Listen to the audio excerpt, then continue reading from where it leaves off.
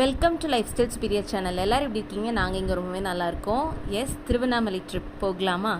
ஒரு நல்ல வீக்கெண்டாக செலக்ட் பண்ணி தான் நாங்கள் ஃபேமிலியாக கிளம்புனோம். நான் ஆல்ரெடி சொல்லியிருக்கேன் எனக்கு ட்வின் பேபிஸ் இருக்காங்கன்னு சொல்லிட்டு. ட்வின் பேபிஸை கூப்பிட்டுட்டு லாங் ட்ரைவ், அதுவும் நமக்கு பிடிச்ச சிவன் கோவிலுக்கு போகிறோன்றதுல ரொம்ப ஹாப்பியாக இருந்தேன். எனக்கும் இது தாங்க ஃபஸ்ட் டைம் திருவண்ணாமலை விசிட் பண்ணுறேன்.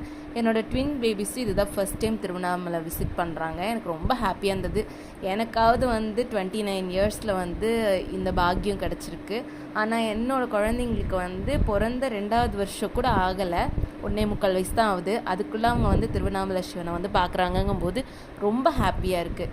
ஆக்சுவலி 2024 எண்டில் பிறந்தாங்க. 2025 ஸ்டார்டிங்கில் சிவராத்திரி வந்தவுடனே அவங்க என் கையை பிடிச்சி அழகாக அபிஷேகம்லாம் பண்ண வச்சேன் சிவனுக்கு சிவராத்திரிக்கு.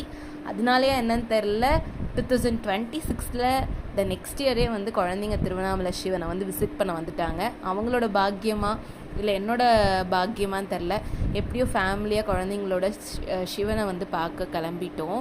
ஸோ பெட்ரோல் பங்க் ஓரமாக நிப்பாட்டினோம். கடைசியில் பார்த்தா ஐஸ்கிரீம் கடை, யாருக்கு தாங்க பிடிக்காது, சாப்பிட்டுட்டு அங்கே அப்படியே கிளம்பிட்டோம். நெக்ஸ்ட் டே மார்னிங் தான் ரீச் ஆனோம், ஒரு 6:30 அந்த மாதிரி ரூமுக்கு. அதெல்லாம் என்னால் வீடியோ எடுக்க முடியல, ரொம்ப டயர்டாக இருந்தது. அதுக்கப்புறம் ஒரு 9:30 அந்த மாதிரி க்யூவில் நின்னோம். அப்புறம் ஒரு 12:30க்கெலாம் உச்சிக்கால பூஜை முடிஞ்ச டைமில் கரெக்டாக சிவனை தரிசனம் பண்ணிட்டோம். ரொம்ப ரொம்ப பிளஸ்டாக இருந்தது, ரொம்ப ரொம்ப ஹாப்பியாக இருந்தது.